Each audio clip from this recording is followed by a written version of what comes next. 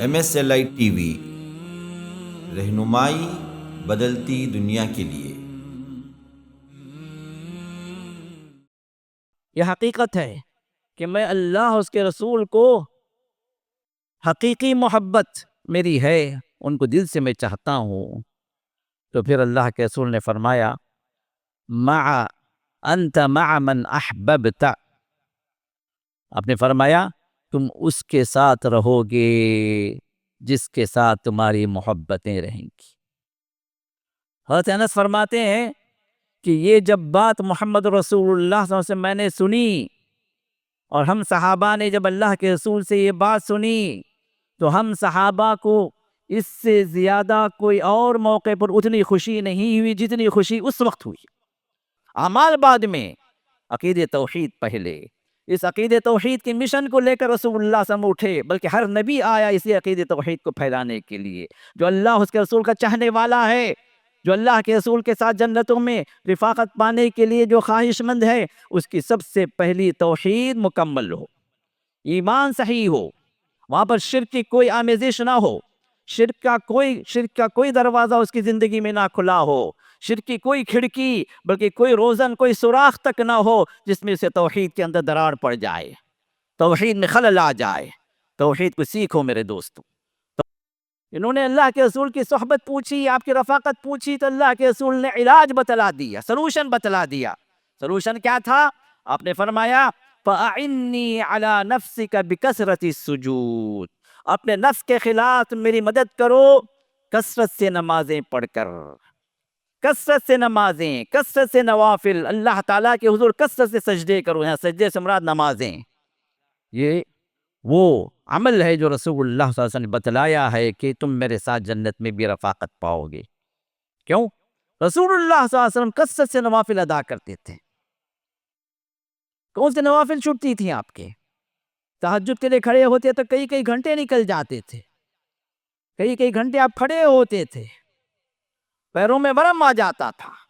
دوسری قوموں کے اندر اخلاق اچھے ہو گئے، اور ہماری قوم اخلاق میں پیچھے ہوتی چلی جائے۔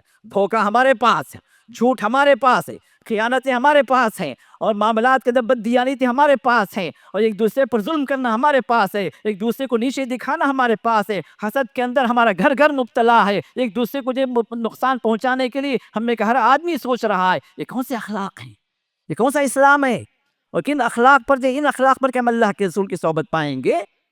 ذرا سوچیں۔ اور پھر ایک اور روایت میں، یہ مسلم کی روایت ہے، ایک اور روایت میں جو ابو یعلا کی روایت جس کا البانی نے صحیح کہا، اس میں فرمایا من کن لہ ثلاث بنات او اخوات، جس کے پاس 3 بیٹیاں ہوں یا 3 بہنیں ہوں، اور ان کے معاملے میں فاتق اللہ، اور اللہ سے وہ ڈرا، ان کی اچھی تربیت کی، وقام علیہن، اور ان کو جو ہے ان کی جوانی تک پہنچا دیا، جہاں تک جو بعض علماء نے کہا کہ ان کو شادی اچھے گھروں کے اندر، دیندار گھروں کے اندر کر کے دے دی، کان معی فی الجنہ، تو جنت میں وہ میرے ساتھ ہوگا۔ لیکن کیسے؟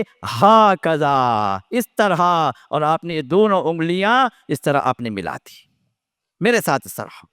ان الحمد للہ نحمده ونستعینه ونستغفره ونؤمن به ونتوکل علیہ ونعوذ باللہ من شرور انفسنا ومن سیئات اعمالنا، من يهده الله فلا مضل له ومن يضلله فلا هادي له، وأشهد أن لا إله إلا الله وحده لا شريك له، وأشهد أن محمدا عبده ورسوله۔ يا أيها الذين آمنوا اتقوا الله حق تقاته ولا تموتن إلا وأنتم مسلمون۔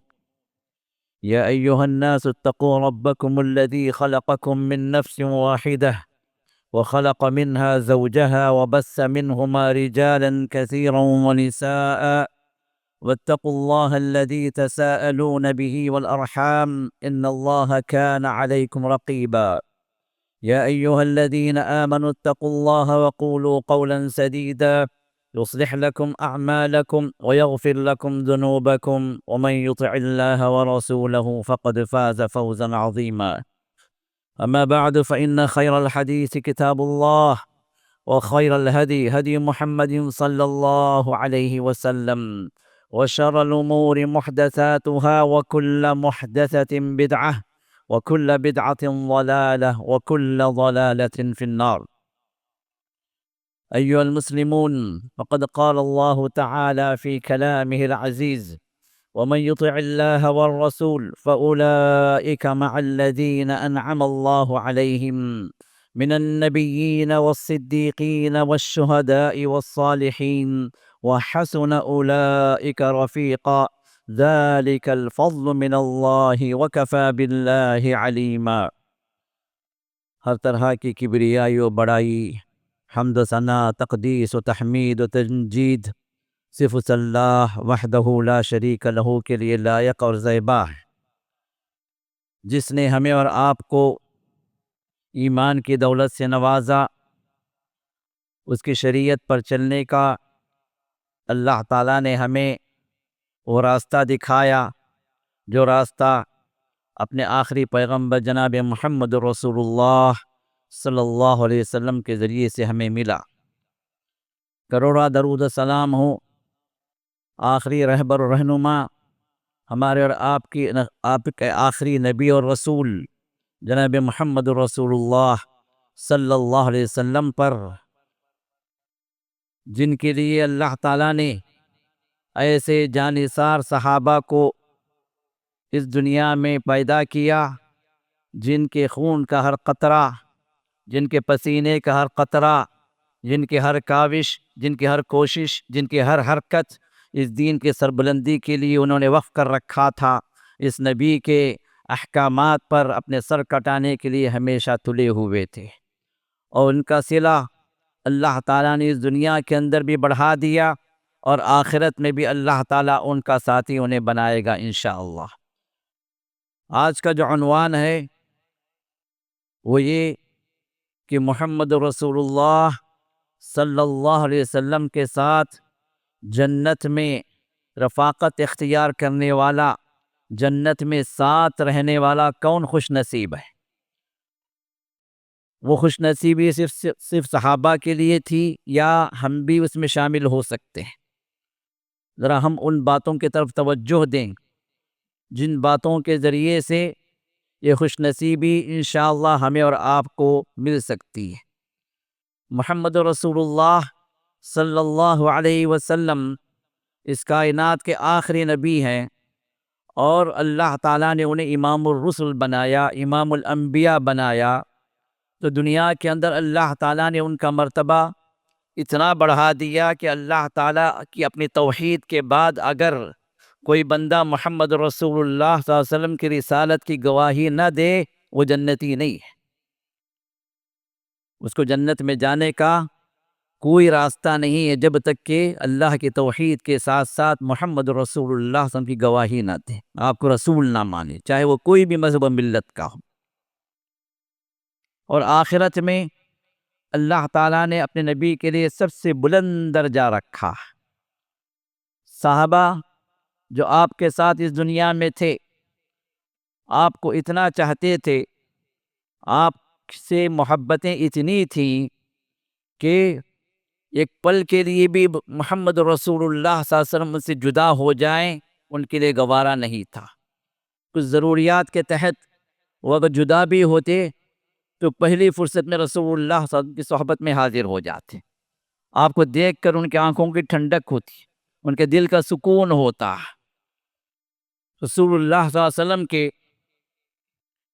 ایک خادم حضرت ثوبان جو رسول اللہ صلی اللہ علیہ وسلم کے خادم تھے، ان کے بارے میں یہ بات آتی ہے کہ رسول اللہ صلی اللہ علیہ وسلم بڑی شدید محبت کرتے تھے، بڑی شدید محبت کرتے تھے، آپ کو چھوڑ کر ہٹنا انہیں گوارا نہیں ہوتا تھا، سوائے کہ کوئی ضروری کام آ جائے پھر اللہ کے رسول خدمت میں آ جاتے۔ تو ایک دن رسول اللہ صلی اللہ علیہ وسلم کے پاس بڑے ہی اترے ہوئے چہرے سے، بڑے ہی غمگین انداز سے وہ پہنچے۔ تفسیر بغوی کے اندر اس واقعے کا ذکر کیا گیا۔ تو رسول اللہ صلی اللہ علیہ وسلم نے پوچھا کہ ثوبان کیا تم بیمار ہو؟ کہا کہ نہیں اللہ کے رسول کوئی بیماری ہماری نہیں ہے۔ پھر مسئلہ کیا؟ مسئلہ یہ ہے کہ اللہ کے رسول دنیا کے اندر جو ہے مجھے آپ کو دیکھ کر سکون اور چین اطمینان محسوس ہوتا ہے، میں ہمیشہ آپ کی صحبت میں رہنا چاہتا ہوں، لیکن یہ سوچ کر میرا دل گھبراتا ہے کہ قیامت کے دن جنتوں میں تو آپ اعلیٰ مقامات میں ہوں گے اور میں کہاں رہوں گا؟ وہاں آپ کی صحبت مجھے نصیب نہیں ہوگی، وہاں آپ کے دیدار سے میری آنکھوں کی ٹھنڈک نہیں ہوگی، آپ سے ملاقات سے میرے دل کا سکون نہیں ہوگا، میں وہاں کیسے رہوں گا؟ ان کی اس بات پر سبب نزول کے طور پر جو آیت نازل ہوئی ہے، جس کو علامہ بغوی نے ذکر کیا ہے اپنی تفسیر بغوی کے اندر، اللہ تعالیٰ نے آیت نازل فرما دی، اور وہ آیت کیا تھی؟ سورۃ النساء کی آیت نمبر 69 اور 70، جس میں اللہ نے ارشاد فرمایا وَمَن يُطِعِ اللَّهَ وَالرَّسُولَ، جو اللہ اس کے رسول کی اطاعت کرے گا، ان کی بات مان کر ان کے احکام پر، ان کے طریقوں پر چلے گا، فَأُولَئِكَ مَعَ الَّذِينَ أَنْعَمَ اللَّهُ عَلَيْهِمْ، تو ان لوگوں کا ساتھ ایسے لوگوں کا ساتھ ان کے ساتھ ہوگا جن پر اللہ تعالیٰ نے اپنی انعامات کی بارش کی۔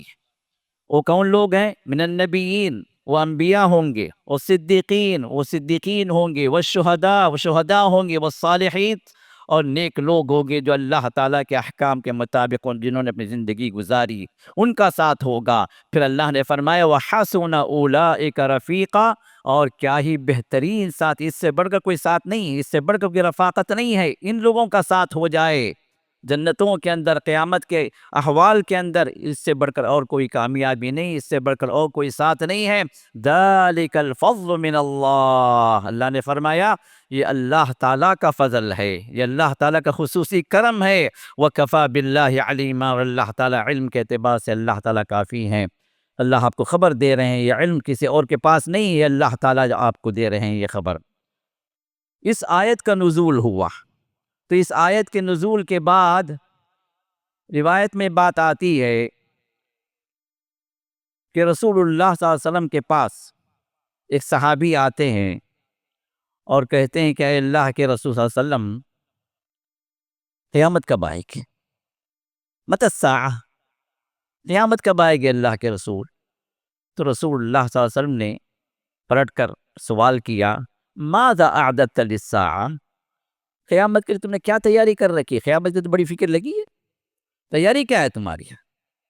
وہ تو آئے گی اس کے وقت پر، لیکن تمہاری کیا تیاری ہے؟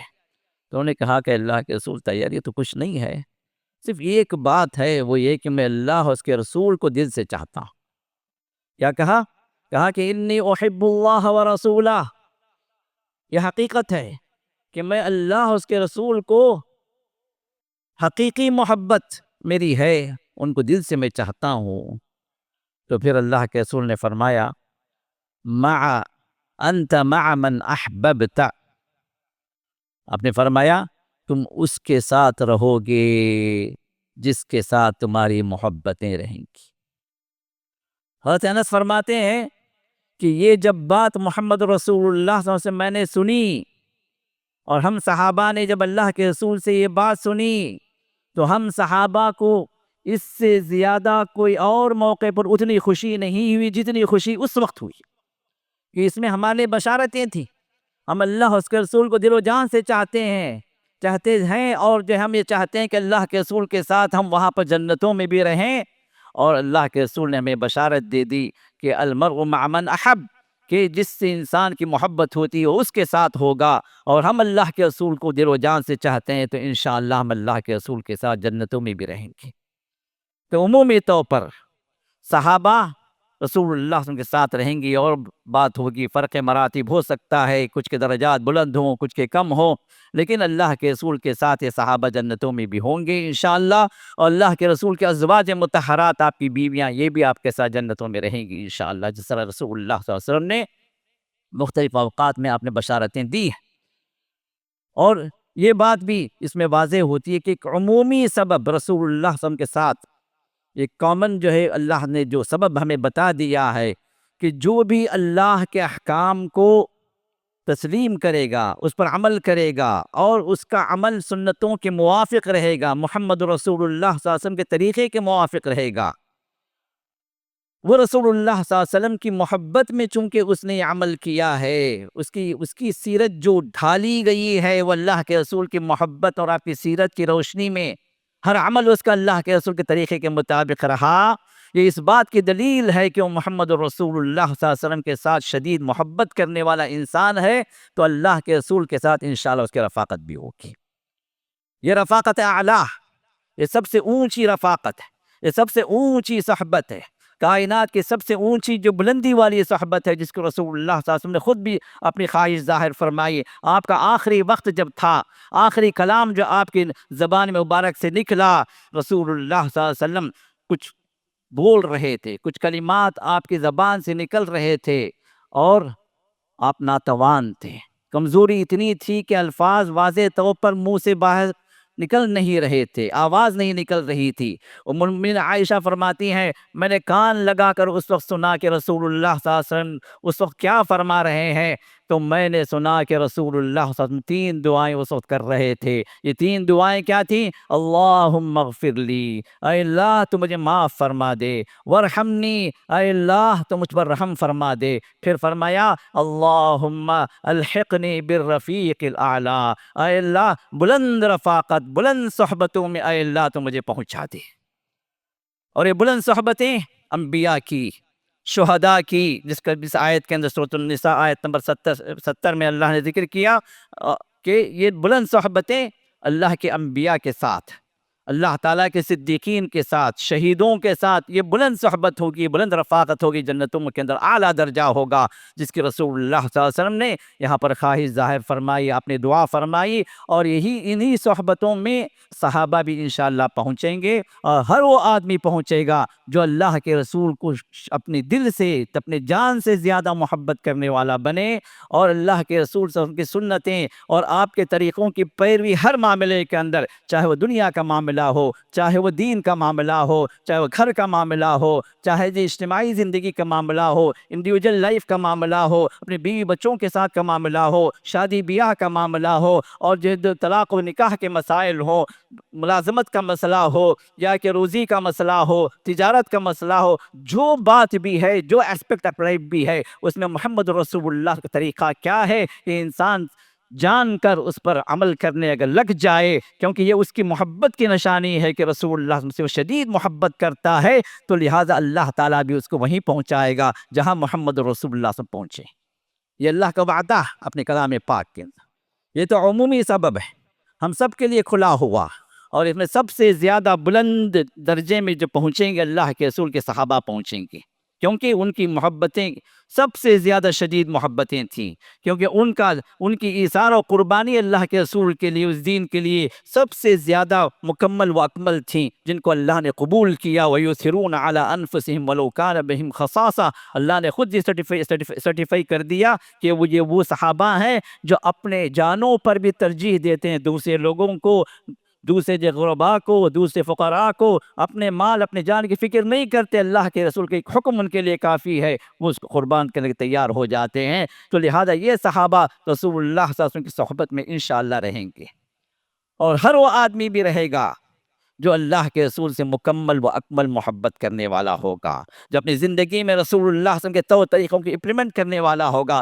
توحید پر قائم ہوگا، اور اس توحید کے لیے اپنی جان کو، اپنے نفس کو، اپنے مال کو کٹوانے کے لیے، قربان کرنے کے لیے ہمیشہ تیار ہو، کیونکہ رسول اللہ صلی اللہ علیہ وسلم کا اصل مشن کیا تھا؟ اس توحید کو پھیلانا۔ نیک کام تو اس وقت بھی تھے، طواف بھی تھا، عمرہ بھی تھا، حج بھی تھا، لوگ اللہ کو مانتے بھی تھے، عبداللہ عبد الرحمن کے نام بھی تھے، کام بھی اچھے ہوتے تھے، صدقہ و خیرات بھی ہوتی تھی، اللہ کی قسمیں بھی کھائی جاتی تھی، سب کچھ تھا، لیکن جو چیز نہیں تھی وہ توحید نہیں تھی، توحید العبادہ نہیں تھی، صرف ایک اللہ تعالیٰ کی وحدانیت کا اقرار، ایک اللہ تعالیٰ کی عبادت ان کی زندگیوں میں نہیں تھی۔ تو رسول اللہ صلی اللہ علیہ وسلم کی دعوت وہی تھی، یا ایھا الناس قولوا لا الہ الا اللہ تفلحوا، اے لوگو اقرار کر لو اس بات کا کہ اللہ کے سوا کوئی عبادت کے لائق نہیں، کوئی عبادت کے لائق نہیں، عبادت کی ہر قسم، عبادت کے ہر نوع، عبادت کی ہر طرح کی جو بھی چیز ہے جس کو عبادت کہہ دیا گیا، وہ صرف اور صرف اللہ کے لیے ہو، اس کے علاوہ کسی کے لیے نہ ہو۔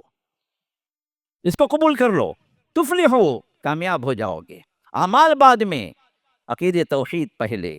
اس عقید توحید کے مشن کو لے کر رسول اللہ صلی اللہ علیہ وسلم اٹھے، بلکہ ہر نبی آیا اسی عقید توحید کو پھیلانے کے لیے۔ جو اللہ اس کے رسول کا چاہنے والا ہے، جو اللہ کے رسول کے ساتھ جنتوں میں رفاقت پانے کے لیے جو خواہش مند ہے، اس کی سب سے پہلی توحید مکمل ہو، ایمان صحیح ہو، وہاں پر شرک کی کوئی آمیزش نہ ہو، شرک کا کوئی دروازہ اس کی زندگی میں نہ کھلا ہو، شرک کی کوئی کھڑکی بلکہ کوئی روزن، کوئی سوراخ تک نہ ہو جس میں سے توحید کے اندر دراڑ پڑ جائے، توحید میں خلل آ جائے۔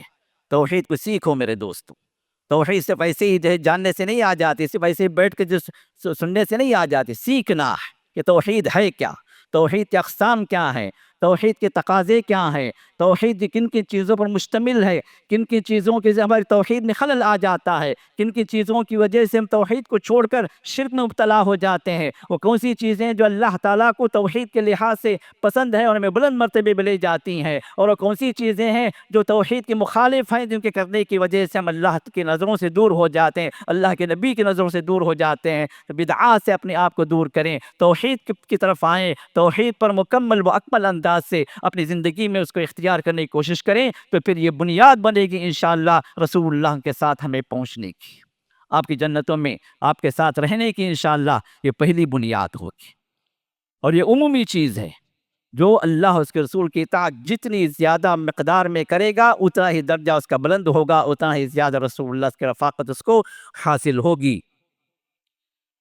کچھ خصوصی اعمال، یہ تو عام بات سب کے لیے، کچھ خصوصی اعمال ہیں جن کو رسول اللہ صلی اللہ علیہ وسلم بتلایا، اگر یہ عمل انسان کرنے والا بن جائے گا تو وہ میرے ساتھ جنت میں رہے گا۔ یہ بڑے ہی شرف والے اعمال ہیں، یہ بڑے ہی خصوصیت والے اعمال ہیں، کیونکہ دنیا کے اندر رسول اللہ کی صحبت خود ہی بہت بلند درجہ ہے، جس کو صحابہ نے حاصل کیا اللہ کے فضل و کرم سے، اور صحابہ ہمیشہ یہ چاہتے تھے کہ اللہ کے رسول کے ساتھ ہم رہیں دنیا کے اعتبار سے بھی، اور جو انسان اللہ کے رسول کی صحبت پا گیا، ایمان کی حالت میں آپ کا دیدار پا گیا، وہ صحابی بنا، اور اس کا درجہ اللہ نے اتنا بلند کر دیا کہ آپ ان صحابہ کے بعد امتیوں کے اعتبار سے بلند تر ولی کامل، جلال والا ولی، کمال والا ولی جو بھی ہے، سب ان صحابہ کے قدموں کے نیچے۔ صحابہ کے درجے کو کیا، ان کے جوتی کے دھول میں جو دھول لگی ہے جوتیوں میں، اس دھول کے برابر بھی کوئی ولی نہیں پہنچ سکتا۔ یہ صحابہ کا درجہ، کیونکہ صحابہ کو اللہ نے سرٹیفائی کر دیا کہ وہ جنتی ہے، اور امت میں سے کس کو سرٹیفکیٹ ملی کوئی جنتی؟ جتنا بھی کمال والا ولی بن جائے وہ صحابی کی تابع، صحابی کے نیچے ہی ہے۔ یہ درجہ، یہ شرف اللہ نے ان صحابہ کو دیا اللہ کے رسول کی صحبت کی وجہ سے، اور اس صحبت کے لیے ہر ایک تڑپتا تھا، یہاں تک کہ آپ کو معلوم ہوگا کہ بے جان تنا جو لکڑی، یہ بھی اللہ کے رسول کی صحبت میں آنسو بہا رہی تھی، اللہ کے رسول کی صحبت کے لیے تڑپ رہی تھی، زار و قطار رو رہی تھی، ہچکیاں لگ رہی تھی۔ آپ کو معلوم ہوگا واقعہ جو صحیح حدیث میں موجود ہے کہ رسول اللہ صلی اللہ علیہ وسلم کا منبر بننے سے پہلے رسول اللہ صلی اللہ علیہ وسلم ایک درخت کے تنے سے آپ ٹیک لگا کر خطبہ دیا کرتے تھے، لیکن جب منبر بنا دیا گیا، ایک انصاری صحابیہ نے دیکھا کہ رسول اللہ صلی اللہ علیہ وسلم کو منبر کی ضرورت ہے، تو انہوں نے ایک 3 سیڑھی والا منبر بنا دیا۔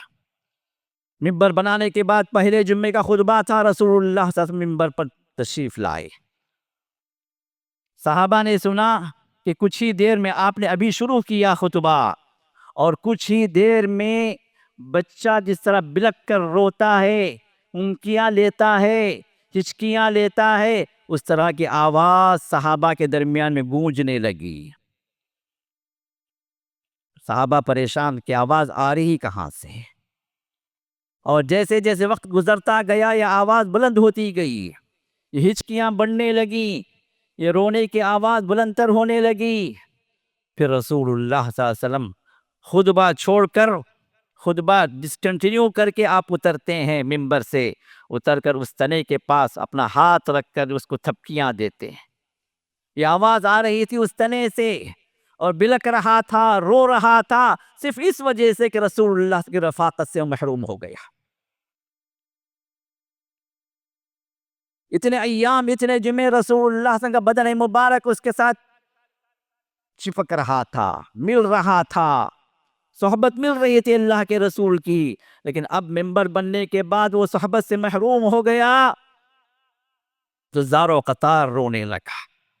رسول اللہ صلی اللہ علیہ وسلم کے صحابہ فرماتے ہیں کہ رسول اللہ صلی اللہ علیہ وسلم اتر کر اس کو جیسے بچے کو تھپکیاں دی جاتی ہیں، بچے کو سہلایا جاتا ہے اور بچے کو جو سر پہ جو مسح کیا جاتا ہے، اس طرح رسول اللہ صلی اللہ علیہ وسلم اس درخت کے ساتھ آپ نے معاملہ کیا۔ پھر چند منٹوں میں آہستہ آہستہ وہ ہچکیاں بند ہو گئی، وہ رونا بند ہو گیا۔ پھر اس کے بعد اللہ کے رسول ممبر پر تشریف لاتے ہیں اور اپنے خطبے کو آپ کنٹینیو کرتے ہیں۔ یہ صحیح حدیث کا واقعہ۔ جب ایک درخت اللہ کے رسول کی صحبت کے لیے تڑپ رہا ہو، پھر ہمارا ایمان اور آپ کا ایمان کیا کہتا ہے اس بارے میں؟ کیا ہمیں تڑپ نہیں ہے کہ اللہ کے رسول کی صحبت میں ملے؟ دنیا میں تو ہم محروم ہو گئے ہیں، لیکن دروازے ہمارے کھلے ہوئے ہیں کہ آخرت میں، قیامت میں، جنت میں ہم آپ کی رفاقت حاصل کر سکیں۔ اس کے لیے سب سے پہلی چیز میرے دوستو، ہمارا ایمان تو یہ کہتا ہے کہ ہمیں رفاقت چاہیے، لیکن صرف زبانی جو محبتوں کا کے دعوے ہیں یہ نہیں چلیں گے میرے دوستو۔ صرف زبانی طور پر ہم یہ کہ اللہ کے رسول چاہتے ہیں، اللہ کے رسول سے بڑی محبت ہے ہماری، اور عملی طور پر پریکٹیکل لائف میں دیکھیں پوری زندگی مخالفت میں، نمازیں چھوٹی ہوئی ہماری، فرائض سے غفلت ہے، حقوق ادا نہیں کرتے، داڑیاں نہیں ہمارے چہروں پر، برقعے اتر گئے ہماری عورتوں کے، گھروں کے اندر ناچ گانے آ گئے، گھروں کے اندر قرآن کی آوازیں ختم ہو گئیں، گھروں کے اندر سے ہماری زندگی کے اندر سے ذکر و اذکار ختم ہو گئے، حلال و حرام کی تفریق ختم ہو گئی، ہم اپنی منمانی زندگی گزار رہے ہیں، ویسٹرن کلچر کے دل دا ہیں، کافروں کی طرف ہم چل رہے ہیں، کافروں کے پیروی کے اندر ہمارا لائف اسٹائل بنا ہوا ہے، تو اللہ کے رسول کی صحبت اور رفاقت کیسے ملے گی میرے دوست؟ سوچا کبھی ہم نے کہ اللہ تعالیٰ کو صرف زبانی طور پر ہمارے دعوے کافی ہے؟ زبانی طور پر دعوے تو منافقین کی بھی تھے، خود اللہ نے گواہی دی کہ یہ لوگ اللہ کے رسول، یہ لوگ کہتے ہیں نشہد انک رسول اللہ، ہم گواہی دیتے ہیں کہ آپ اللہ کے رسول ہیں۔ اللہ نے فرما دیا کہ گواہی دے رہے ہیں، لیکن یہ جھوٹے ہیں۔ کیوں جھوٹے ہیں؟ یہ صرف زبان کہہ رہی، دل نہیں کہہ رہا ہے، عمل نہیں کہہ رہا ہے۔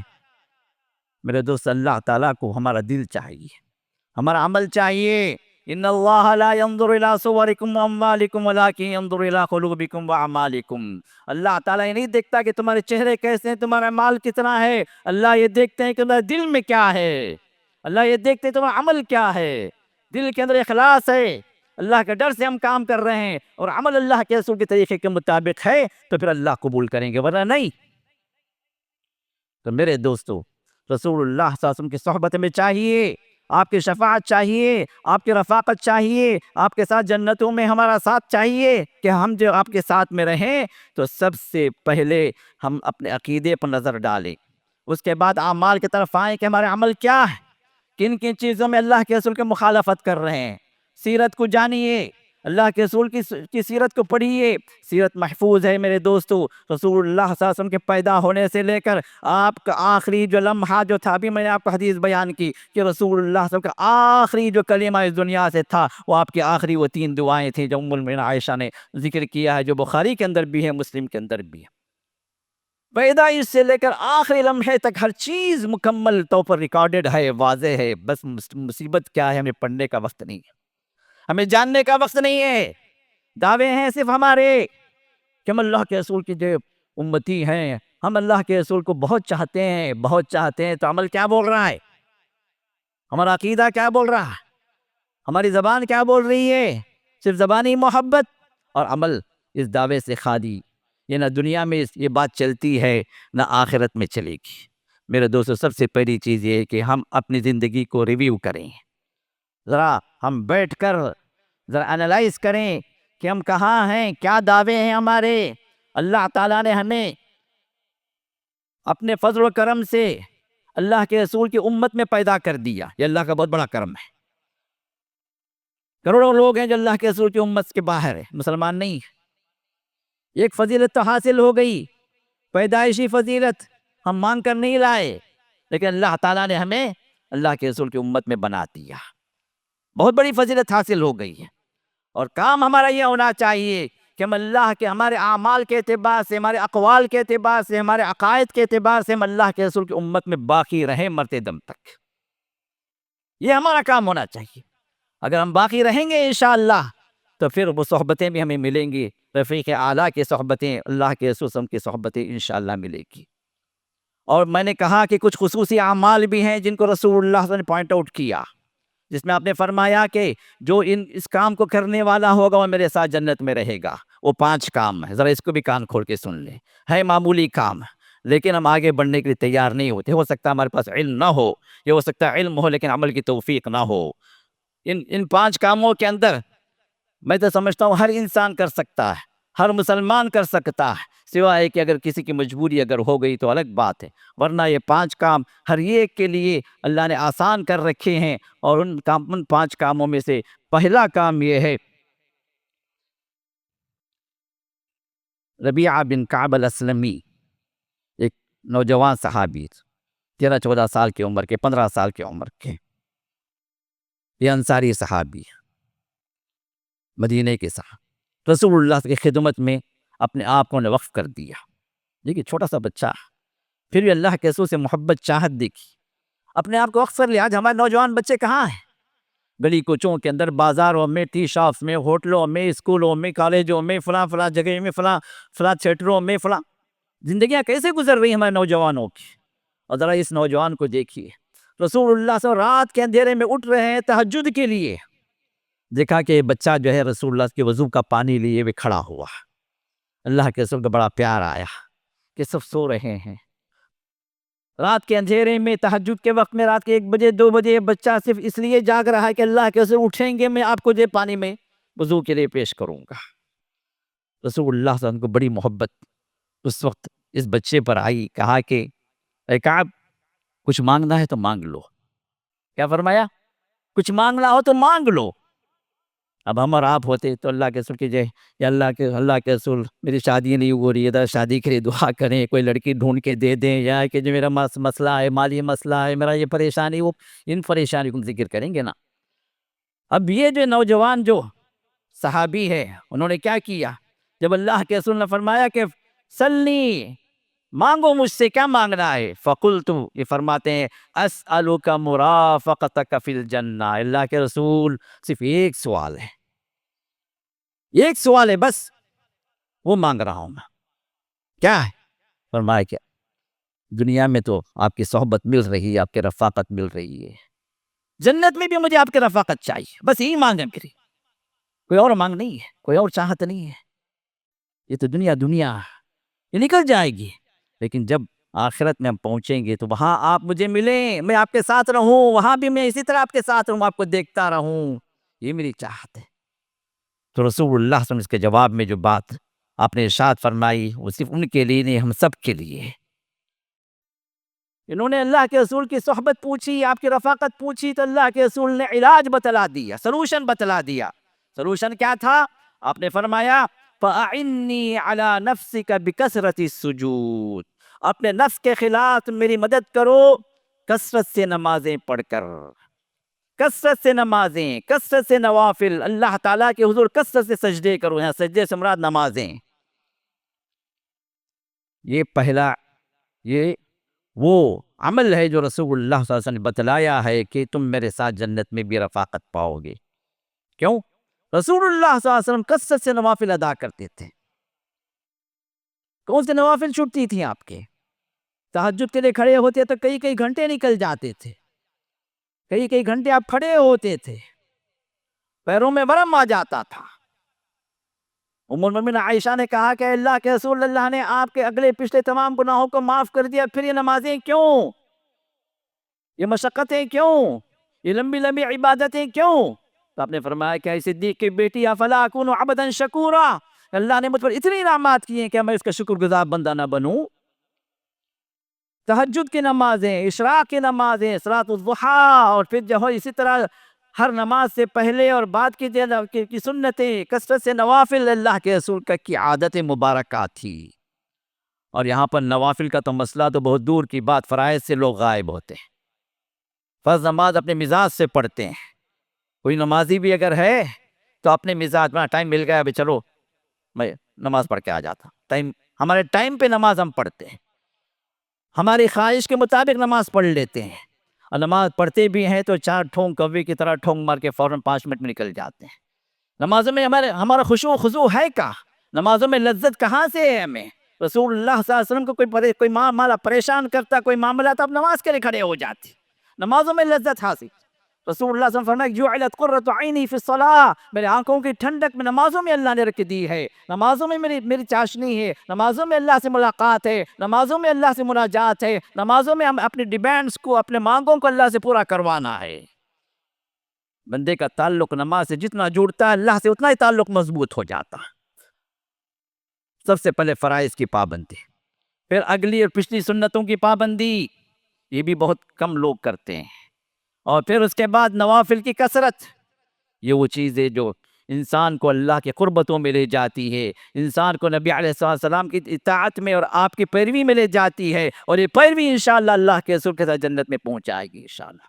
یہ پہلی چیز ہے۔ تو لہٰذا ہمارے نمازوں پر نظر ثانی کریں، ہمارے نمازوں پر ریویو کریں کہ ہماری نمازیں کیسی ہیں، کس انداز کی ہیں، کن اوقات کی ہیں، اور کس طرح ہم نمازیں پڑھ رہے ہیں۔ کئی لوگ نماز پڑھتے ہیں، معاف کرنا بھی تلخ بات کہتا ہوں، کئی لوگوں کی ہماری نمازیں ہم پڑھتے ہیں، وہ نماز یا تو ہمارے پرکھوں کی ہوتی ہے، ہمارے بزرگوں کی ہوتی ہے، وہ نماز یا ہمارے اماموں کی ہوتی ہے، وہ نماز یا کہ ہمارے بڑوں کی ہوتی ہے، وہ نماز یا تو ہمارے پیروں کی ہوتی ہے، ان کے طریقے کے مطابق ہوتی ہے۔ اللہ کے رسول کی نماز کدھر گئی؟ کبھی ہم نے سوچا کہ رسول اللہ نے نماز کس طرح ادا کی ہے، کیسے آپ نے اپنے صحابہ کو سکھایا ہے، اور صحابہ نے کیسے اپنے شاگردوں کو سکھایا؟ وہ نماز ہے کیا؟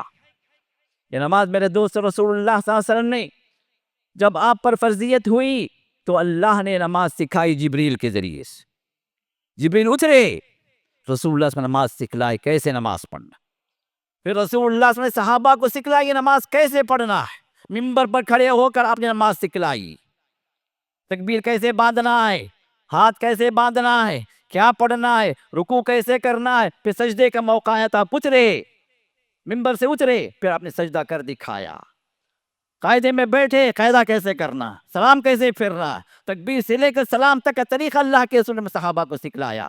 ہم نے کبھی سیکھا؟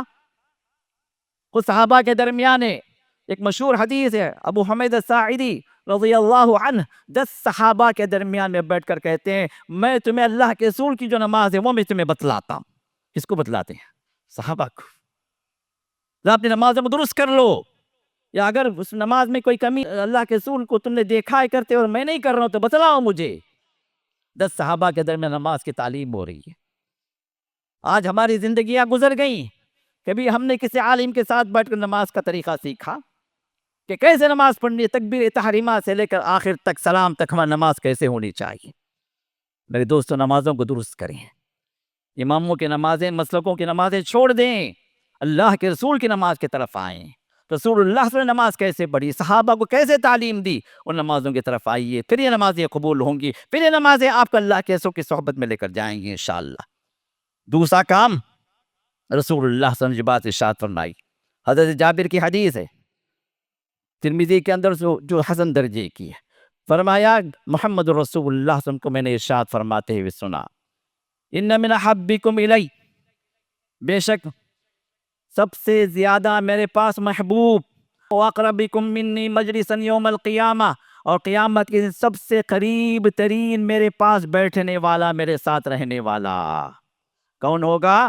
فرمایا احاسنکم اخلاقا، جو تم میں کا سب سے بلند ترین انسان ہو اخلاق کے اعتبار سے، سب سے اچھے اخلاق جس کے ہوں، سب سے بلند ترین اخلاق جس کے ہوں، کیونکہ رسول اللہ صلی اللہ علیہ وسلم کو اللہ تعالیٰ نے جو سرٹیفکیٹ دی ہے وہ کیا ہے؟ وَإِنَّكَ لَعَلَىٰ خُلُقٍ عَظِيمٍ، کہ بے شک آپ اللہ کے رسول اخلاق کے بڑے بلند درجے پر فائز ہیں۔ اور ایک حدیث کے اندر یہ بات بھی بتلائی گئی کہ رسول اللہ صلی اللہ علیہ وسلم کے بارے میں اللہ کے رسول نے خود ارشاد فرمایا انما بعثت لأتمم مکارم الاخلاق، مجھے جو بھیجا گیا ہے نا اخلاق کی بلندیوں کو تک پہنچانے کے لیے۔ اخلاق کے اندر بلند چیزیں کیا ہیں، ایک انسان ایک مسلمان کیسے ہونا چاہیے، اخلاق اللہ کے ساتھ میرے دوست اللہ کے توحید پہ اختیار کریں۔ کوئی انسان مشرک رہ کر اللہ تعالیٰ کے ساتھ اچھے اخلاق والا نہیں بن سکتا۔ اللہ کے حق پر ڈاکہ ڈالے، اللہ کے ساتھ ناانصافی کرے، اللہ کے ساتھ ظلم کرے، شرک کر کے ان الشرک لظلم عظیم، اور اخلاق والا بن سکتا ہے؟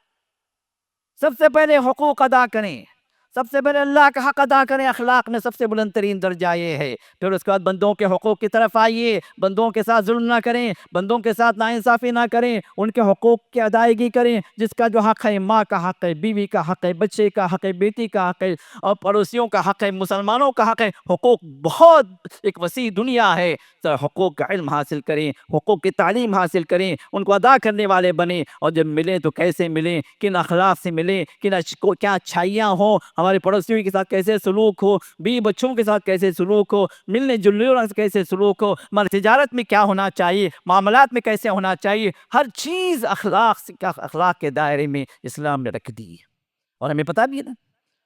اور مسلمانوں سے زیادہ افسوس کی بات ہے، مسلمانوں سے زیادہ برے اخلاق والے دوسری قومیں نہیں ہیں۔ دوسری قوموں کے اندر اخلاق اچھے ہو گئے، اور ہماری قوم اخلاق میں پیچھے ہوتی چلی جائے۔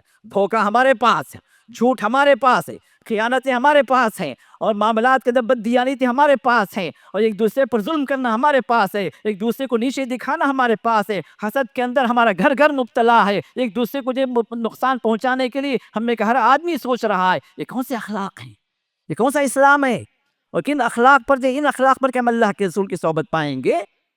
ذرا سوچیں۔ رسول اللہ صلی اللہ علیہ وسلم آئے اخلاق کی تعلیم کے لیے۔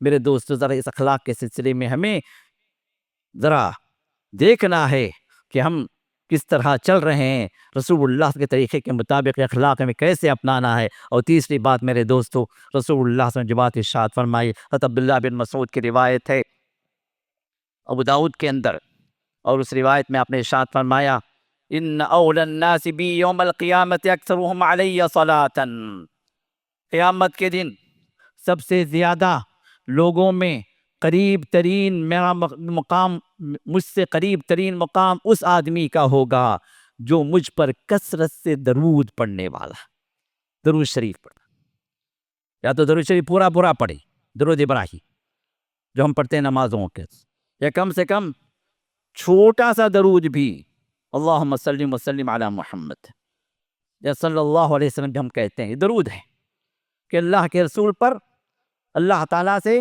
ہم دعا کرتے ہیں کہ اے اللہ اپنے نبی پر اپنی رحمتیں نازل فرما، ان کے درجات کو بلند فرما، ان پر سلامتی نازل فرما۔ یہ وہ درود کا مفہوم ہے جو دعا ہے ہماری۔ تو کثرت سے جو انسان درود پڑھنے والا ہے، رسول اللہ صلی اللہ علیہ وسلم کا سب سے زیادہ قریب ترین مقام اس کا حاصل ہوگا، وہ اللہ کے رسول کی صحبت میں پہنچے گا۔ درود شریف میرے دوستو، مختصر سے انداز سے ہم کہیں تو دنیا کے مصائب کو بھی یہ دور کرتا ہے اور آخرت کے اندر بلندیوں پر پہنچاتا ہے۔ رسول اللہ کے پاس ایک صحابی آتے ہیں، ترمذی کی روایت ہے، ابی بن کعب آتے ہیں اور کہتے ہیں کہ اللہ کے رسول صلی اللہ علیہ وسلم درود پڑھنے کی بڑی فضیلتیں آپ نے بیان کی ہیں، میں کتنا آپ پر درود پڑھوں، کتنا وقت آپ کو لگاؤں درود پڑھنے میں؟ اللہ کے رسول نے فرمایا کہ ما شئت، جتنا تم چاہو۔ تو کہا کہ اللہ کے رسول میں اپنا جو بھی وقت ملتا ہے اس کا پاؤ حصہ جو ہے، مطلب 24 آورز میں سے اگر ان کے 8 گھنٹے مل رہے ہیں تو 2 گھنٹے میں مسلسل درود پڑھنے میں لگا دوں، پاؤ حصہ میں لگا دوں۔ اللہ کے رسول نے فرمایا کہ خیر ہے، لیکن اور کچھ بڑھا دو تو اچھا ہے۔ پھر وہ آدھے پہ آتے ہیں، کہا کہ اور کچھ بڑھا دو تو اچھا ہے۔ پھر آخر میں وہ کہتے ہیں کہ اللہ کے رسول جتنا وقت بھی مجھے ملے گا میں آپ پر درود پڑھنے میں لگا دوں گا۔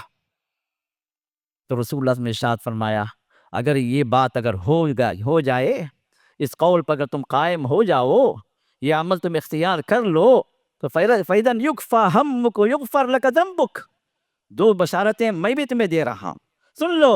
یکفا ہمک، تمہاری جتنی ٹینشنیں ہیں، جتنے تمہارے مسائل ہیں، جتنے پرابلمس ہیں، سب سالو ہو جائیں گے۔ اللہ اکبر۔ دنیا میں ہم کیا پریشانی پھر رہے ہیں نا، کس کو ٹینشن نہیں ہے؟ کس کو پرابلم نہیں ہے؟ مالدار کوئی پرابلم ہے، غریب کو بھی ہے، وقت کے بادشاہ کو بھی ہے، فقیر کو بھی ہے، عورت کو بھی ہے، مرد کو بھی ہے، بچے کو بھی ٹینشن ہوتا، اسکول کا ٹینشن، ٹیچرز کا ٹینشن، چھٹی نہیں مل رہی کا ٹینشن، ٹینشنیں مختلف ہوتی ہیں، ہر ایک کے ساتھ لگی ہیں۔ اللہ کے رسول نے ارشاد فرمایا کہ اذن یکفا ہم، تمہارا پورا ٹینشن ختم ہو جائے۔ ہاں، اس کے بعد دنیا کے بعد والا مرحلہ آخرت کا، وہاں پر کیا ہوگا؟ یغفر لک ذنبک، تمہارے تمام گناہوں کو اللہ معاف کر دے گی، اور کیا چاہیے؟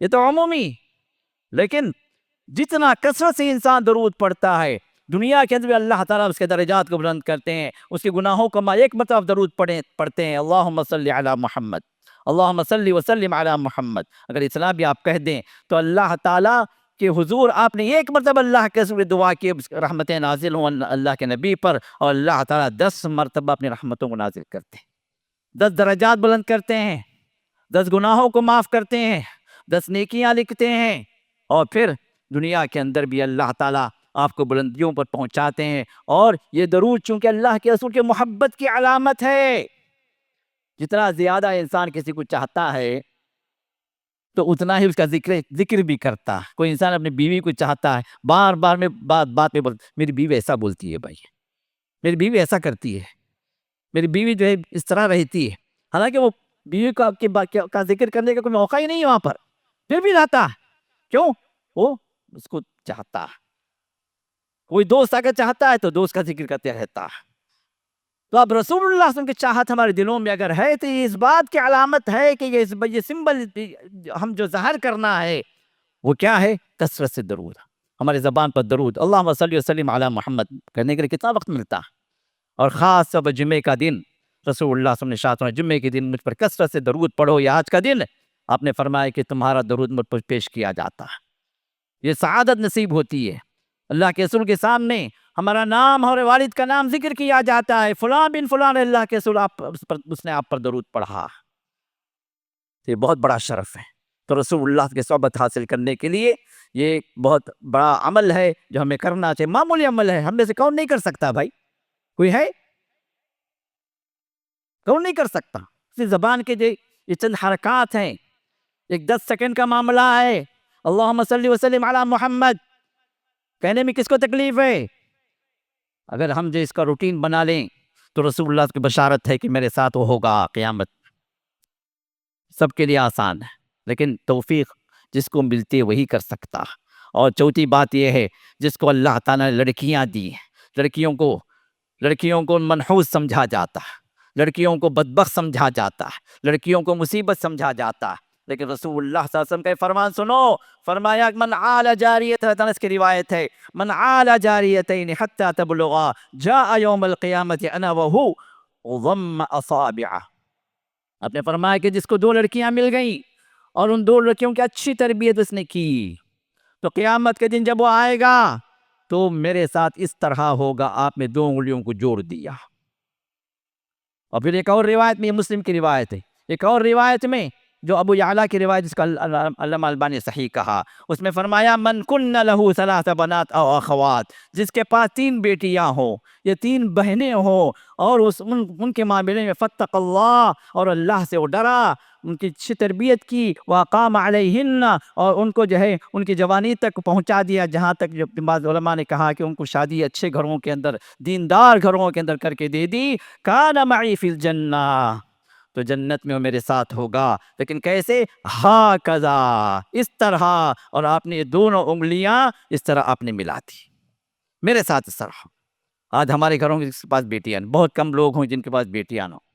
اگر بیٹیاں ہیں تو اللہ سے ڈریں، اگر ایک بیٹی بھی ہو تو اللہ کے رسول نے فرمایا، بخاری کی حدیث ہے عائشہ کی، فرمایا من ابتلی من هذه البنات بشیء کن له سترا من النار، جو ان لڑکیوں میں سے کسی ایک کو کوئی لڑکی دے دی گئی تو پھر یہ لڑکی اس کے لیے جہنم سے حجاب بن جائے گی، جہنم سے رکاوٹ بن جائے گی۔ شرط کیا ہے؟ اس لڑکی کے سلسلے میں اللہ سے ڈرے، اس کو کمتر نہ سمجھے، اس کو مصیبت نہ سمجھے، اللہ کی نعمت سمجھ کر، جیسا لڑکے کو اللہ کی نعمت لوگ سمجھتے ہیں ویسا لڑکی کو بھی سمجھیں۔ لڑکے کا جو حق ادا کرتے ہیں لڑکی کو بھی حق ادا دیں، حق ادا کریں۔ لڑکی کی لڑکے کو ساتھ تربیت کر رہے ہیں، اس طرح لڑکی کو بھی تربیت کریں، اس کو ڈیگریڈ نہ کریں، اس کو اس کے حقوق عطا کریں، اس کی دنیا بھی بنائیں، اس کا دین بھی، دینی تربیت بھی کریں، اور پھر اس کو جو ہے اچھی تعلیم دے کر، دینی تعلیم بنیاد بنا کر دنیا کی تعلیم بھی دیں، اور پھر اس کو دیندار گھر کے اندر ایک دیندار شوہر کو جو ہے اس کو پکڑا دے، تو انشاءاللہ یہ چیز اگر یہ کہ بھی ہو تو جہنم سے نجات کے لیے کافی انشاءاللہ۔ اگر دو یا دو سے زیادہ ہیں تو پھر اللہ کے رسول کی صحبت بھی وہاں پر موجود ہے۔ اگر کسی کو ایک ہی ملی ہے، دو کی جو خواہش ہے لیکن نہیں ہوئی، پھر بھی آپ ارادہ کریں، نیت رکھیں کہ اللہ دوسری بھی دیتا تو میں اس کی بھی اس طرح پرورش کرتا، تو انشاءاللہ اس کی نیت کی وجہ سے اللہ کے رسول کی صحبت کو پائے گا انشاءاللہ۔ اور آخری بات کفالت الیتیم، یتیم کی کفالت، یتیم کی ذمہ داری قبول کرنا۔ رسول اللہ صلی اللہ علیہ وسلم نے اور خود قرآن نے بھی یتیم کے سلسلے میں بہت اہمیت دی۔ اللہ تعالیٰ نے قرآن کے اندر بھی کہا ان الذین یأکلون اموال الیتامی ظلما انما یأکلون فی بطونہم نارا وسیصلون سعیرا۔ جو لوگ یتیموں کا مال کھا جاتے ہیں زور زبردستی کر کے، ان کا حق نہیں ہے لیکن وہ اس کا حق کھا جاتے ہیں، وہ گویا اپنے پیٹوں میں آگ بھر رہے ہیں اور جہنم میں داخل ہوں گے وہ لوگ۔ اللہ نے فرمایا کلا بل لا تکرمون الیتیم، کہ تم تو یتیم کی جو ہے عزت نہیں کرتے، یتیم کو مقام نہیں دیتے، یتیم کا احترام نہیں کرتے۔ یتیم کون ہے؟ یتیم وہ ہے جو بلوغت سے پہلے جس کے والد کا سایہ اٹھ گیا ہو اس کے سر سے، بلوغت سے پہلے یہ بندہ یتیم ہے۔ اب یہ کون ہے؟ معاشرے میں سے کوئی حیثیت نہیں، کوئی پوچھنے والا نہیں، اس پر جو ظلم چاہے کریں، جو بکواس کریں اس پر کریں، جو گالیاں دینا گالیاں دے، کیوں؟ کسی کے پاس کوئی شکایت نہیں کر سکتا۔ اس کا جو ذمہ دار ہے باپ وہ نہیں ہے، اس کا جو بازو بننے والا تھا، اس کو سپورٹ کرنے والا تھا، وہ شخصیت دنیا کے اندر نہیں ہے۔ دنیا کی سب سے مظلوم ترین شخصیت یتیم ہے، اور یتیموں کا حق اس قرآن نے، اس حدیث نے پرزرو کر دیا۔ خود رسول اللہ صلی اللہ علیہ وسلم یتیم تھے، ماں کے پیٹ میں بھی تھے، ابھی باہر نہیں ہوئے، آپ کے والد کا انتقال ہو گیا، 6 سال کے بنے تو والدہ کا انتقال ہو گیا، دنیا کے سب سے بڑے یتیم ہیں۔ اور یتیموں کا حق اگر آپ نے نہیں اٹھایا، آپ نے اگر نہیں دیا تو اور کون دے گا؟ تو یتیموں کا حق بہت ہی بلند ہے۔ خود رسول اللہ کے پاس ایک آدمی آتا ہے، دل کی سختی کی شکایت کرتے ہوئے آتا ہے، اللہ کے رسول دل بڑا سخت ہے۔ آپ نے فرمایا کہ یتیم کے سر پر ہاتھ پھیرو، اس سے اپنے نفس کو کنٹرول کرنا ہوتا ہے، نفس کو نیچے لانا ہوتا ہے کہ یتیم وہ ہے کیا، کون ہے وہ؟ معاشرے کا سب سے گرا پڑا انسان، اور اس پر شفقت کا ہاتھ پھیرو، اس کو اپنے برابر بٹھاؤ، اس کو کھلاؤ۔ اللہ نے فرمایا کہ فَأَمَّا الْيَتِيمَ فَلَا تَقْهَرْ، یتیم کو جو ہے نہ ڈانٹو، نہ جو ہے اس کو جو ہے اس کو ڈیگریڈ کرو، نہ اس کو جو اپنے کنٹرول میں رکھ کر جو ہے اس کے حقوق کو مارو۔ یتیم کی بڑی جو فضیلت آئی ہے، اور رسول اللہ صلی اللہ علیہ وسلم نے ارشاد فرمایا جنت میں میرے ساتھ رہنا چاہتے ہو نا، دیکھو یہ کام کر لو، جس کو بھی اللہ نے مال دیا یا جس کے ذمے بھی یتیم آ گئے ہیں، وہ عورتیں، وہ خواتین جن کے شوہر انتقال کر گئے ہیں، وہ پہلی فرصت میں اس میں داخل ہیں، یا وہ رشتہ دار جن کے رشتہ داروں میں جو ہے کسی کا انتقال ہو گیا اور وہ بچے جو ہے ان کی ذمہ داری میں آ گئے، یہ بھی اس ضمن میں آتے ہیں۔ یا کوئی اور یتیم جو دوسرے خاندان کے علاوہ کہیں اور یتیم ہے، اس کو جو انہوں نے جو اسپانسر کر لیا، اپنے ذمے لے لیا اس کا خرچ، یہ بھی اس کے اندر آتے ہیں۔ اللہ کے رسول نے ارشاد سہل بن سعد کی روایت بخاری کے اندر انا وکافل الیتیم فی الجنت ہاکذا، فرمایا کہ میں اور یتیم کا سرپرست، یتیم کی ذمہ داری قبول کرنے والا شخص جنت میں اس طرح ہوں گے۔ آپ نے 2 انگلیوں کو جوڑ دیا، واشار بالسبابۃ والوسطیٰ، کہ یہ شہادت کی انگلی اور یہ درمیان کی انگلی کو آپ نے جوڑ دیا۔ یہ بخاری کی حدیث ہے، اور ابو ہریرہ کی حدیث ہے مسلم کے اندر، کافل الیتیم لہ او لغیرہ انا وہو کہاتین فی الجنہ، یتیم کی کفالت کرنے والا، یتیم کا اسپانسر، چاہے وہ اپنے خاندان کا یتیم ہو، چاہے وہ خاندان کے باہر کا یتیم ہو، ہر صورت میں اگر وہ اسپانسر ہے، اگر وہ ذمہ دار ہے یتیم کا، تو پھر وہ اور میں جنت میں اس طرح ہوں گے۔ میرے دوستو، یہ بہت بڑا موقع ہے کہ ہم یتیموں کو ڈھونڈیں اور ان کی سرپرستی لے لیں، اور ان کو جو ہے ان کے اخراجات جو ہیں کیونکہ کئی خواتین ہیں جن کے سروں سے ان کے شوہر کا سایہ اٹھ گیا، بچے ہیں، ان بچوں کی پرورش کرنے والا کوئی نہیں ہے، تو خود ان کے خاندان کے لوگ چھوڑ دیتے ہیں۔ سب سے پہلے ان خاندان والوں کو کہوں گا کہ آپ آگے بڑھیں، ان بچوں کو اپنی ذمہ داری میں لیں۔ اگر آپ کے خاندان میں نہیں ہے الحمدللہ تو باہر تلاش کریں، ہمارے مسلمان معاشرے کے اندر، خود ہمارے ایریے کے اندر کئی آپ کو یتیم مل جائیں گے جو سرپرستوں سے خالی ہیں، تو ان کی صرف مالی ذمہ داری نہیں، ان کی دینی ذمہ داری بھی اٹھائیں، ان کی دنیاوی ذمہ داری بھی اٹھائیں، ان کے اخراجات کو بھی دیکھیں، ان کی تربیت بھی کریں، اور یہ بچہ آپ کو سبب بنے گا رسول اللہ کے ساتھ صحبت۔ اور آپ کو یہ خوشخبری بھی میں سنا دوں کہ ہمارے پاس ہمارے اسکول میں ہمارے مدرسے میں پڑھنے والے بھی کچھ یتیم بچے ہیں، تو ان کی طرف بھی آپ آگے آ سکتے ہیں، ان کو سپورٹ کر سکتے ہیں، اور ان کو جو اپنی کفالت میں آپ لے سکتے ہیں، جن کا باپ موجود نہیں ہے، جن کے سر سے ان کے والد کا سایہ اٹھ گیا ہے، ایسے بچے موجود ہیں، اور ان بچوں کو بھی آپ جو ہے اپنی کفالت میں لے سکتے ہیں۔ اس کے کیا شروط ہیں، اس کے کیا اخراجات ہیں، آپ پتہ کر سکتے ہیں ہمارے ادارے سے، تو یہاں پر بھی آپ آگے بڑھ سکتے ہیں۔ یا نہیں آپ کے خاندان میں کوئی ہے تو پہلے آپ اس کو پریفرنس دیں، کیونکہ خاندان کا یتیم دو طرح کے اجر کو آپ کو لا رہا ہے۔ ایک رشتہ داری کو قائم کرنا، اس کا اجر ہے، دوسرا صدقہ و خیرات ہے، یہ دوسرا اجر ہے، تیسرا یتیم کی کفالت، اس کی فضیلت اللہ کے سمجھے بتلائی کہ میرے ساتھ جنت میں ہوگا۔ یہ تین فضیلتیں حاصل ہو جا رہی ہیں، لہذا خاندان کے یتیم کو پہلے ڈھونڈیں، اگر نہیں تو پھر جو باہر کے یتیم کی طرف آئے۔ لیکن جس کو بھی اللہ نے مال دیا ہے اور اس کے پاس وافر مقدار میں مال ہے کہ دوسرے کے یتیم کی کفالت کر سکتا ہے، اس کی پڑھائی کے اخراجات اٹھا سکتا ہے، یا پورا نہیں تو کم سے کم ایک شیئر تو لے سکتے ہیں، آپ کچھ حصہ تو لے سکتے ہیں، کیونکہ آپ کے حیثیت کے مطابق آپ آگے بڑھ رہے ہیں، تو اللہ تعالیٰ اجر دینے والے ہیں، اللہ کے پاس اجر کی کوئی کمی نہیں ہے، کمی ہمارے پاس ہے، ہم آگے بڑھنا نہیں چاہتے ہیں۔ انسان اگر خیر ڈھونڈنا چاہے تو خیر کے بہت راستے ہیں، انسان اگر نیکی کو حاصل کرنا چاہے تو نیکی کے بہت راستے اللہ نے کھول رکھے ہیں، تو لہٰذا ان نیکی کی طرح آگے بڑھیں۔ یہ 5 چیزیں ہیں جو رسول اللہ صلی اللہ علیہ وسلم نے ہمیں منشن کر کے ہائی لائٹ کر کے بتا دیا کہ ان 5 چیزوں میں کوئی ایک عمل بھی کوئی انسان کرنے والا بن گیا تو رسول اللہ کے ساتھ جنت میں انشاءاللہ وہ اس طرح کہے گا۔ یہ فضیلت والے اعمال ہیں، اللہ سے دعا ہے کہ اللہ تعالی ہمیں اور آپ کو ان فضیلت والے اعمال کرنے والے اللہ بنا دے، اور جس کو بھی اللہ نے جو وسعت دی ہے اس وسعت کے لحاظ سے ان اعمال کو کرنے کی سعادت اللہ ہم سب کو نصیب فرمائے۔ اور جس طرح ان مبارک چہروں کو اس مبارک موقع پر اس مبارک مسجد میں جمع کیا اللہ پہ توفیق سے، اللہ تعالیٰ اپنے فضل و کرم سے ہم سبوں کو اپنی جنتوں میں جمع فرما دے۔ وآخر دعوانا الحمدللہ رب العالمین۔ بارک اللہ لنا ولکم فی القرآن العظیم ونفعنی وإياکم بالآیات والذکر الحکیم، انہ تعالی جواد کریم ملک رؤوف رحیم رب حلیم۔